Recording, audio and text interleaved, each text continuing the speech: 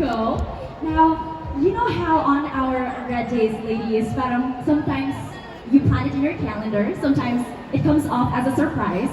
So right here, I'm gonna surprise us and get to the core of it. Pag-usapan na natin yung mga kailangan natin.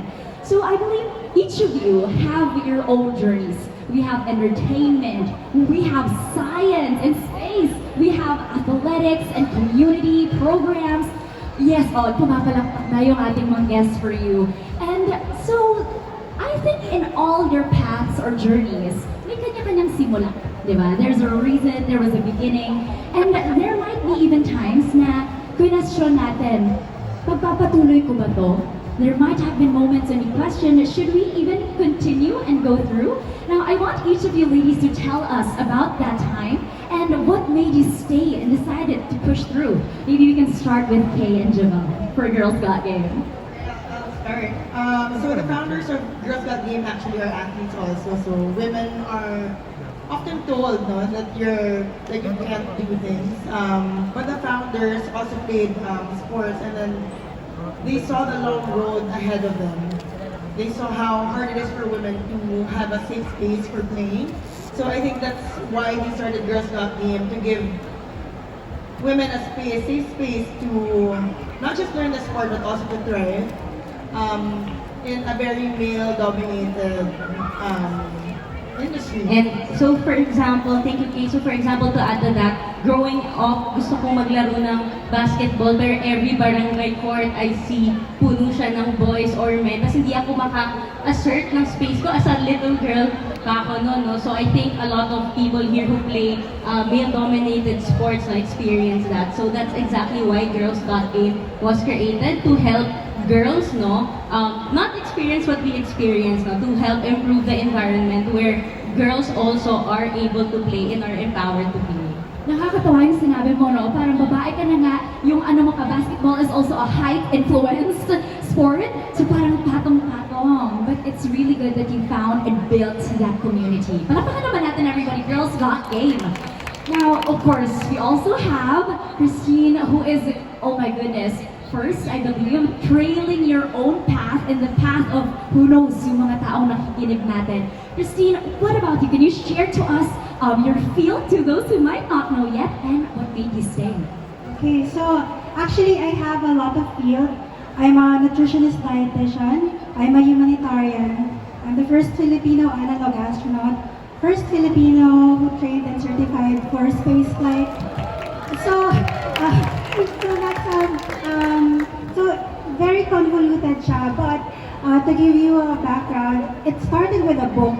So mga nakaranas pa dito na encyclopedia, it started with a children's encyclopedia in astronomy. So it started with that. I wanted to become an astronomer, not an astronaut actually, an astronomer. But actually I kind of failed a lot. I quit being an astronomer along the way, but I still find a way.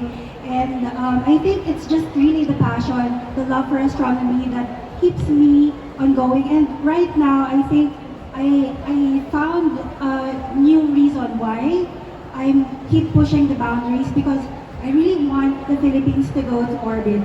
And after my training, for suborbital training, my trainer said that one of the 116 million Filipinos, but for me, it's really for 116 million Filipinos out there. So yeah, that's what keeps me going right now. What started was as a passion. It sparked even more curiosity. And by the way, 5 years old. That's such a young age. I just have to point it out. Shout out to your mom. I believe she is there kasama ng ating audience. Yeah, Wow. actually my mom is here. And I think yun din yung reason why I keep pushing it forward, or it kind of fueled me. So my parents, I think we're not discussing that a lot, but it's really the environment, the fuel, they just, even though they don't know what I'm doing, but they're supportive of me. So, yeah. Maraming salamat, Mommy. Yes, the safe space, no? But from a field that is new, probably, to a lot of Filipinos, you dive into a field that every single Filipino knows. And of course, apart from being a pretty face. Everybody, Kyla, beauty and brains. But she also, apart from being a model and artista, syempre, that comes with training, with shoots, with rigorous activities to get you and your body prepared. So Kyla, what sparked your passion and what made you stay in this rigorous industry? I feel like coming from a family of actors, I think that it was an inevitable thing to eventually take interest in it. And eventually I wanted to try it, but I also was doing other things before that. And I also finished my studies first because that was a pact that I made with myself and my parents as well. So I decided to enter the business because I was curious. This was after I was modeling for how many years. I decided to try acting out. And when I did that, I just fell in love with the craft. And I feel like, it's not just something that I love to do, but you eventually stick to something because you find purpose in it. And I feel like this is where I truly found my purpose, my love for storytelling. And I've been very fortunate to have portrayed very strong female characters, which I feel like is a privilege and also a responsibility that I gladly have. Because I want to inspire people, breathe life into these characters, and also inspire women out there. To whoever is watching the shows, diba? And I failed a lot, I failed a lot, I got rejected a lot, but I feel like, yeah, Important. don't be afraid to make mistakes. Because I feel like when you make those mistakes, that's where you really grow and when you really learn. And dun mo mas nakikilala yung sarili mo. So I feel like the trust in myself is because of how much work I know I have put in and how much those experiences have taught me that eventually built my confidence. That's so beautiful. Parang na-share na ni Kyla sa atin what confidence looks like in her field. It's something that the people might not see on the screen, but it translates to that. So how about for you three ladies? What does confidence look like in your own field? So maybe this time, Christine, let's start with you. Yeah. So I think so confidence for me is really going into a room that I felt that I didn't belong. So when I go to a space conference, it's all white men in suits. Wala na ang Pinoy, mga lalaki pa. Parang ganon. And I'm a Asian girl. I look young. I look young. Shout out to the millennials, looking young forever. So I feel like you really need to make your own space, even though you don't feel that you don't belong. So in that case, it's just a matter of changing your perspective. So yeah, change your perspective. They don't have the perspective that we have here in the Philippines or as a Southeast Asian woman. That's very important. Know who you are and bring that perspective to them so that they can change whatever notion that they have of us. And really learn how to be grounded and learn, or maybe you're not the smartest person in the room or not that established, but yeah, just be grounded and learn how to learn again. Ang ganda nun, never stop learning, sabi nga nila, di ba? Even in a room that's so unfamiliar. Now, how about for our girls who got game? So in sports, no, but not just in sports, but also in all my communities and all my advocacies in life. As I mentioned to you earlier, I also in the world of mobility and transportation. What I've learned or what confidence looks like to me is very concrete. I'm usually the loudest person in the room. I'm sorry to my mom who's always telling me, wag masyado, hinaan mo auntie yung boses mo. I'm so passionate kasi with what I do, with what I believe in. So that really shows in how I speak and how I fight for the advocacies that we've been fighting in sports. Making sure the girls are confident enough, they're empowered, they have spaces to play even after we do our sports camps with them. Passing to you. Thank you, Joel. I think for me, with your background and my background, and all the backgrounds of the core and volunteers and Girls Got Game, we're all professionals na parang in male-dominated field, some of us. So with me, as a civil engineer by profession, and also playing sports in college, some 20 years ago. Age reveal. I think yung confidence looks like when you keep showing up after they've told you that you can't do it. Oh, wow. Parang yun yung ano eh. Kasi usually parang sa engineering parang, bakit? Gagang ka lumabas Puro lalaki dito. Or sa sports parang, bakit? You're not tall enough, you're not strong enough. But if you keep just, showing up like every day and show up, eventually you'll get to where you want to be. Guys, to those who don't know kasi, Engineer K here, nung nag-college siya, yung school niya, hindi natin papangalanan pero sasabihin natin champion yung school niya sa volleyball noon, UAAP. And then apart from being a training volleyball player, nag-engineer classes siya. So two difficult stones put together. And alam mo, hindi, babae ka, kayang-kaya. But can you give that a round of applause? That's such a hard field to conquer. At the same time, but hearing every single story that you shared, it seems to me na lahat kayo, sabihin natin hindi lang nag-carve ng place nyo pero you earned your rightful place in entertainment, in STEM, in science, in community, and in athletics. So, I also want to pose a question to you all. Siyempre, hindi lang yan good days. You have hard days, difficult days na probably umiiyak kayo that no one probably sees but yourself. How has going through those difficult times, rough moments, shaped you in your journey and to achieving what you have and to being where you are now? Maybe, Kyla, let's start with you. I feel like when you're in an industry that sort of expects perfection of you, regardless of whether it's how you present yourself or the things that you say, it can be challenging, diba? I mean, we're not always 100% every single day. We all have bad days. But I think it's important to show up in full confidence, trust yourself, to root yourself in so much self-love and to ground yourself and to know that regardless of where you are at or how you are, you don't have to be perfect. You know, you're worthy of all of your dreams and everything that you want to achieve in life just as you are. And Kyle, it seems to me na parang disiplinado ka talaga sa art mo, no? And it shows, right? And ladies, I believe you'd say that. And I feel like ang ganda ng sinabi mo, you always show up even through the hard days and the rough days. That's something to remember. I hope every single person, babae man or nakikinig pero hindi, nakiki-community, nakiki-celebrate ng Women's Month, that is something that all of us can take note of. Thank you, Kyla, for that. And Christine, how about you? Paano mo ba ito nagagawa or na-embody sa iyong field? I'll just tell you a story. So, my first mission, my first analog space mission, so our setup was a simulation in Mars. And my first day in the simulation, I had my period. This is a thing, right? I had my period, and on Mars, we don't have enough water. So we have enough water to drink, but not for taking a bath or cleaning yourself. So, yeah, so that's a very difficult.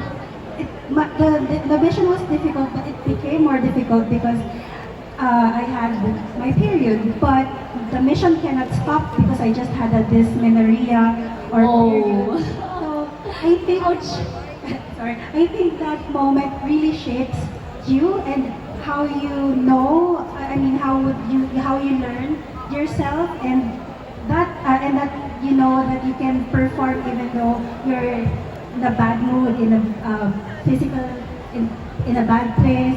So yeah, we had to go to extravehicular activities or caving. So yeah, I think it's the quiet burden that we carry as women that we need to perform, we need to show up even though on our bad days. Tamang na-mention mo yung training, no? Kasi parang, ikaw rin kaya, di ba? You train for stunts, you shoot, castings, ikaw naman, you're put in such, yung sinabi mong, what does that, compact space? Yeah. Oo, yung simulation. Grabe, these are such physically difficult places, rigorous for the body. And, hindi lang physical, pero mental pa. So, wow, kudos to you for getting through that. And ito, sobrang direct kasi sports and athletics eh. So, how do you get by through discomfort through those days and activities? Actually, like, when I was playing college, yung una mong dadasalin, sana dark uniform. Kasi yung uniform ng school ko, clue na to meron kaming white jersey, all white jersey. So parang if you have, you know, your period on that day, parang it's very challenging. But I think what works is you're supported by us, or my teammates are very supportive. So you're supported by so many strong women na parang hindi mo na naisip na parang, oh, this is gonna be a hindrance. I can still win a championship with my period or if it's a red day. And usually sa group of 16 women training together, we all get it all at once. Oh my, sync, period It's a sync. period sync. Oh my Yeah, goodness. it's real, it's true. So yun, sisterhood and shameless plug. Modest din yung Yes, totoong period. brand namin ng college. So, thank you. Shout out to the team. Shout out. Pero grabe no. So, I want to circle back to the very first statement you were saying. Sabi natin, babae ka kasi, na may sometimes dismissive connotation or interpretation. Pero pag naririnig ko yung mga stories nyo, parang gusto ko siya altogether sabihin, babae kasi ako. Can you all say that together with smiles on our faces? Babae kasi ako. 3, 2, 1. Babae kasi ako. I love that. Give yourselves a round of applause. Yes. Now, I have one more question. I want to take this special moment to ask each of you ladies, kasi each of you carving your own paths. May mga nakikinig sa atin ngayon who are probably wanting to siguro tahak the same route that you're going through. So what is your message for them and how they want to pursue their dreams despite the discomfort, despite the red days and the hard days? What do you want to tell them? Maybe let's start with our athletes. Yeah, so I can start. What I want to tell, I'm pretty young, as we all are. So not too much of experience, but I've grown to learn that age is actually really just, you know, a number. So I think there's a lot of people na feeling nila because they're young, they can't make it, they're young, they can't be in spaces where older, usually men are also. So what I usually tell them is that your experience is enough, your background is enough, your passion is enough for you to take that step forward, that leap forward, to be able to fight for what you believe in our communities, in our advocacies, and that's exactly what we tell our girls also in our sports camp. So, sakto yung ages nila are the age where they get their first periods, and what we want to tell them when they experience these red days, these bad days, is that it's all part of really your journey, you know, as a girl and as a woman. And what we want for them is really to be empowered in these sports camps. And of course, Christine. Oh, yeah, so I think I agree, but I think I want people to hear this, because when I ask people, what do you think, or when you imagine a Filipino, first Filipino astronaut, everyone would think about a male. So I just want to change that. So let's start changing that notion. So Filipinas can go to space, we can bring the Philippine flag to orbit and beyond. I love that. Very space inspired. First image, woman. And of course, Kyla. Okay, I'm gonna keep mine short and sweet. My only advice is that you don't have to be perfect to go after what you really want. You are worthy as you are. So do it now, do it scared, and know that at the end of the day, even if you don't succeed in that path and you have to pivot a little bit, there's always something to take away from that. That's lovely. Ladies, these are all amazing advice. In fact, I want to talk to you and say, alam niyo yung usapan natin today, parang gusto kong gawin 2 hours, but we don't have that enough time. So, I don't know, maybe we can stay with a podcast. I don't know, who knows? But if you want, then we can put your hands together for our ladies, sharing their stories. But I think this is the perfect time to share that everybody, I am glad to announce that Modest is proud to partner with Girls Got Game. Can you give Modest and Girls Got Game a round of applause?